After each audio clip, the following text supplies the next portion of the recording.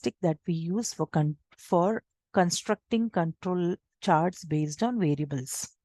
And as we have written here, we will first try to construct the control charts based on a process standard deviation. So we'll first learn about R, then we learned about S, and then we talk about process average.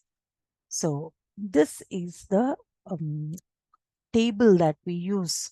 When you have gone through your notes, you would have seen at somewhere we write when cases are known, cases are unknown, how do you get the upper control limit, lower control limit, and there you would have come across some B2, B3, B5, B6, all these alphabets over there with some subscripts. Now, what are those? Those have a statistical in-depth meaning into it. Since it's just an OE course, we are not going too much into it, but this is the place from where you will refer those values. You want to know the value of B3, B4, and they depend upon your sample size of each rational subgroup. So the other week we had talked about what is a rational subgroup. So we take samples at strategic points in time, and those samples that we take are called rational subgroups. Now, each rational subgroup will have some number of samples in it. Now, the N that you see over here is the size of each of the rational subgroup. So subgroup taken at 9 o'clock, how many samples had you taken in it? Had you taken 5 samples in it, 15 samples in it? What was your sample size? So that is what this N talks about. Let's talk about the first control chart, that is R chart. As I said to you, it is meant to control the process standard deviation.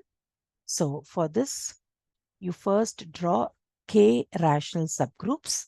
And since we are learning it for the first time, we see to it that each rational subgroup has the same number of samples in it. So there will be K rational subgroups, each of size n. That is the first subgroup has 10 samples. The second subgroup will also have 10 samples. The third subgroup will also have 10 samples.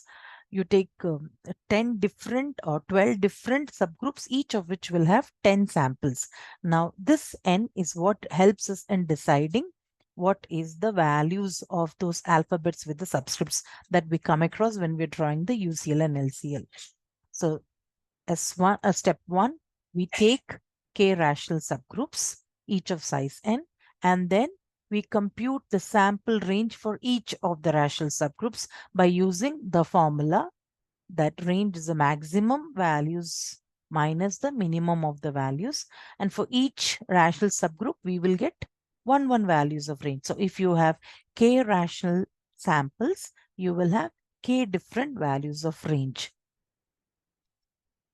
And then we compute the average of these ranges. So the average will be total of all the values of this range divided by the number of rational subgroups that you had.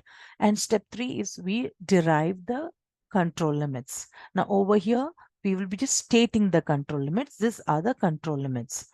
When sigma is known, that means if you know the process standard deviation, then the LCL is D1 sigma. The CL is small d2 sigma, and the UCL is capital D2 sigma. That is, we know the process standard deviation. I had told you that mu and sigma are called the process averages, or the process standards, actually, process standards. So here we are trying to find out the standard deviation. So sigma is the process standard deviation. If sigma is known, then this is the way we calculate the LCL, CL, and UCL.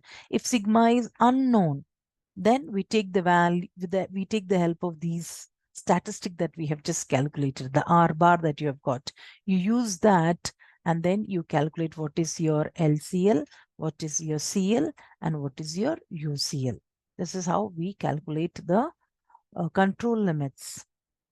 And then after that, we construct the control limits. So as we had seen the last week, on the x-axis, we take the different rational subgroups. And on the y-axis, now when we're talking about a range chart, on the y-axis, we take the values of range. Okay, you'll write the scale for the y-axis based on the range values that you have. So corresponding to sample 1, the sample 1 means rational subgroup 1. What was the average of your range? That is what you will plot.